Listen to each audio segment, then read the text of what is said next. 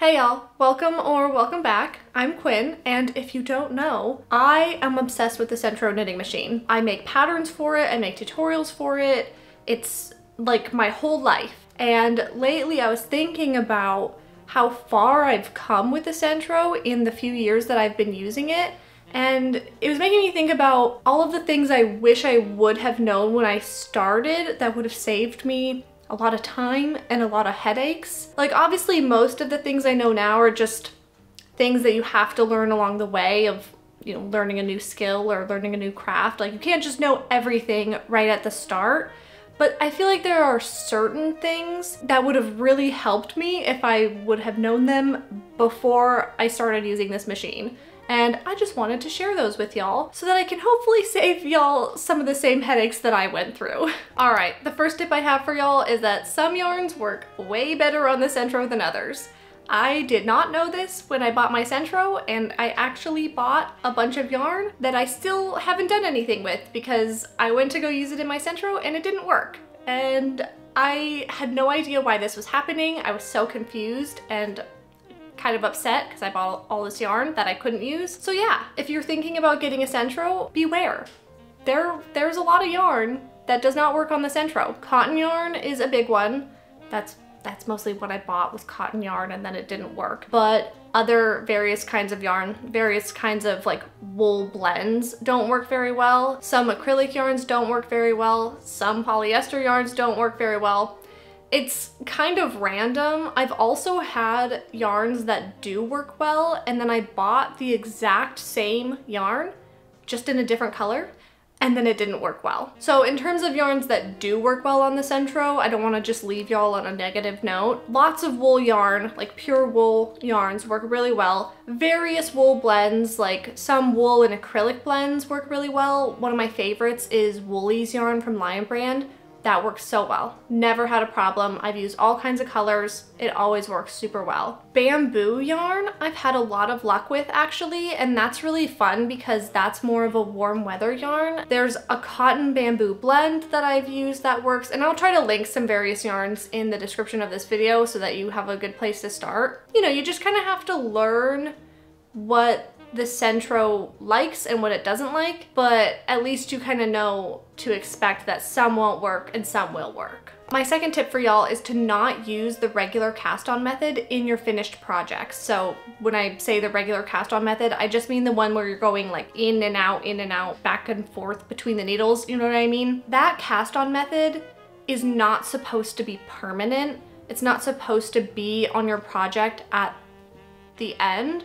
You can use it in the beginning and then go in later and add, like if you're gonna add maybe some crochet or something to create like a more professional looking border, you know, by all means use that cast on method. Just don't use it in your finished piece. I wish I would have known that there were other cast on methods that you could use, and I wish I would have known that this regular cast on method wasn't really supposed to be there at the end of your project, because I would make my projects and I would use the regular cast on method and just kind of leave it like that and think to myself, wow, this does not look very good. And I am a hand knitter now, but I was not a hand knitter, so I didn't really know that there was another way. Kind of on that same note, my third tip for y'all is to not leave that regular cast off on your finished project either. So the regular cast off is, you know, you just take a long tail from your finished piece and use a darning needle to pick up all of the stitches off your machine. So all of your live stitches are just being held with a single strand of yarn. And it doesn't look good. It looks pretty bad, and it's not supposed to be there in your finished piece the same way with the kind of temporary cast on. It's not supposed to be there when you're finished. You're supposed to do something else with it, like a bind off or a crochet border or whatever. Just something other than leaving just a single strand of yarn holding all of your live stitches. Again, when I first started making projects on the Sentro, that's just what the instructions told me to do. So I thought that that was the right way to do it. And I guess like technically I'm doing it right, but it's not the most ideal way to finish up your project. Number 4, I wish I would have known how important it is to make a gauge swatch. It's like the only way to accurately determine how large you need to make your panels / how many panels you need to make so that your projects will fit you well. When I first started making projects on the Sentro, I would just make my panels as large as they could be, and then I would finish my projects and be like, wow, this is way too big for me. And obviously I understood that I needed to make my panels smaller, but I didn't know how small. So I would just kind of guess, and it's not very easy to guess how many stitches you need to cast on so that your projects will be the right size, especially when you are making several panels. So it was just kind of a crapshoot, and I would just guess and nothing would ever fit me super well. So once I started making gauge swatches and using those properly, then all my projects magically started fitting me way better. Imagine. And I feel like it's particularly important to make a gauge swatch for your Sentro projects because I'm gonna be honest, a lot of the time when I'm crocheting, I don't make a gauge swatch because it's easier to like hold it up to me and be like, yep, this seems like it's gonna fit. And it's easy to like alter your crochet projects. It's way easier to alter crochet projects than it is knitted projects because you can cut your crochet up, and it's a lot harder to cut your knitting up. So it's just easier for me, at least with crochet, to kind of change things as I'm going if I need to so that it'll fit me better. But it's also, you know, I can hold a crochet project or a hand knit project, I can hold it up to me while it's partially made to see if it's gonna fit me or like how close it is to fitting me. But with your Sentro projects, if it's on the machine, it's really, it's like impossible to hold up your project to you to see how it's gonna fit or if it's too big or too small. And the machine kind of stretches out your project too. So you might look at it and think, wow, this is really large. And then when it gets off the machine, it's gonna be way smaller. So making a gauge swatch is like the best way to avoid all of those problems. My 5th tip for y'all is to use a tighter tension. I am a chronic rule follower, and sometimes that's not good, and that's on me. But you know, I would see these videos or see these instructions that would say, put your yarn through the middle tension hole in your tension guide and then just let your yarn go. So I would do that because that's what people told me to do. Those were the instructions, and I'm not gonna break the rules. So I'd be kind of disappointed in my finished projects and disappointed in the machine because I didn't really realize that I just needed to have a tighter tension because I was just following these rules, and I'm a rule follower, and it takes a lot for me to get out of that. You know, maybe that's just like a me thing, but I suspect not. And the Sentro does sort of naturally have a looser tension than if you're gonna do hand knitting, because the Sentro can't handle super thick yarn, but the way that the needles are spaced out, that gauge is actually probably better for thicker yarns, but the machine can't handle thicker yarns, so your end tension usually ends up being kind of loose, or at least looser than it would be usually if you were doing hand knitting. Does that make sense? I think that makes sense. That's the best way I can describe this. So usually you're gonna wanna have a tighter tension. The things that you need to be careful about with having such a tight tension though are you need to make sure that it's not too tight so that you're still able to like crank the handle of your machine and that your needles of your machine aren't gonna like break off. That'd be a lot, that'd be quite a tight tension. I don't really know if any of us are gonna do that. But you know, I just feel like that's worth mentioning. And the second thing to kind of be aware of if you're gonna use a tighter tension is sometimes you're gonna be using some yarn that your machine doesn't really like, but you're gonna be determined to use that yarn. Trust me, I've been there.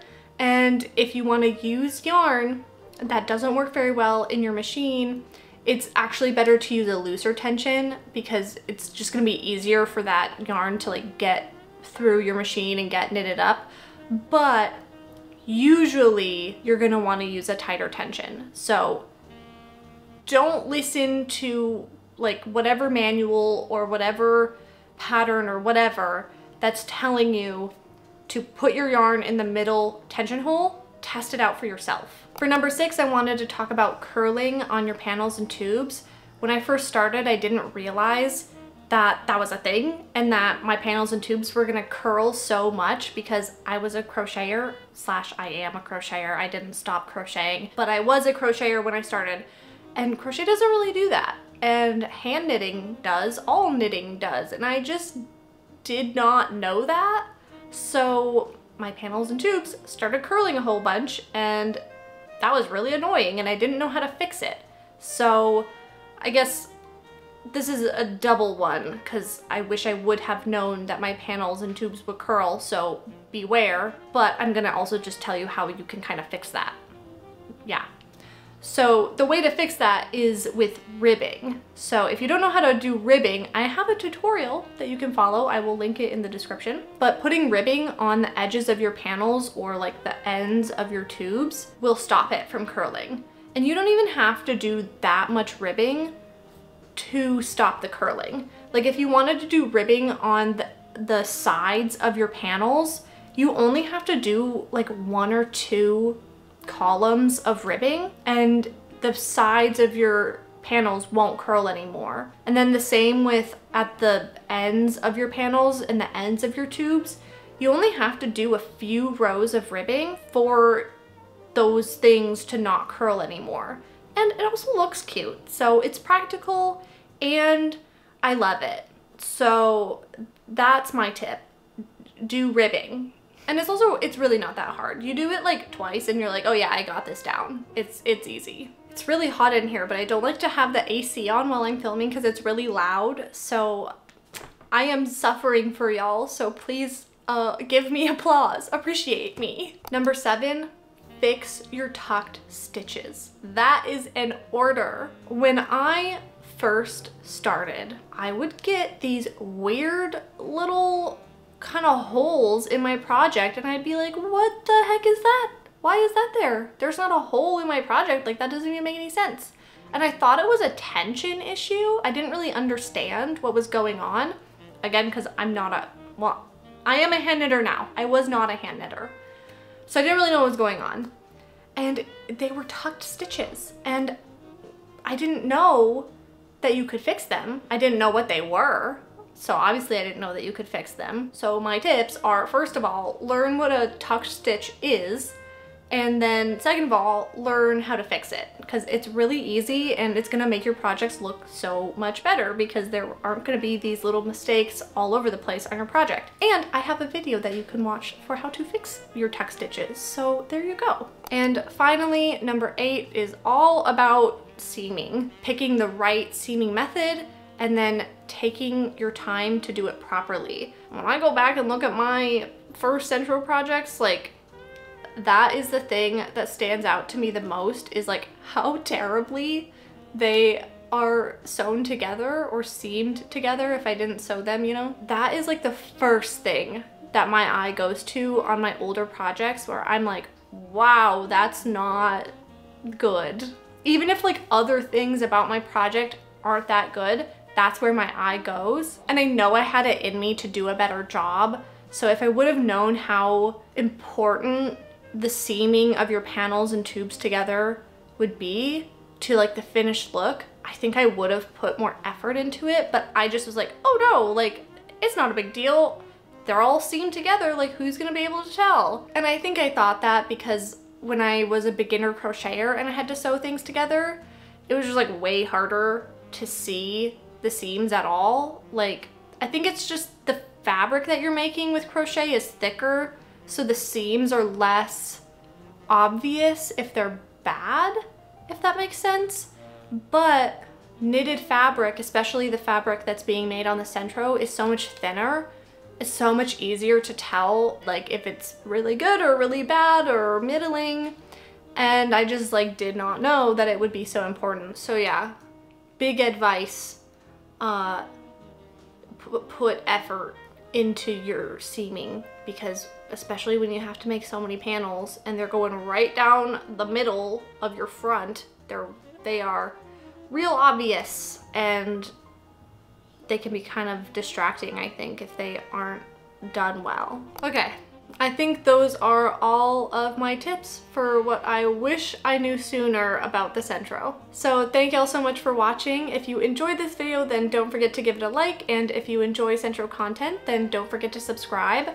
A huge thank you to my members. I appreciate y'all so much. I cannot even tell you how much it means to me. So thank you so much. If you'd like to become a member and support the channel, then there's a link in the description, but you can also just click the join button below. I hope you'll have a great rest of your day, and I'll see you next time.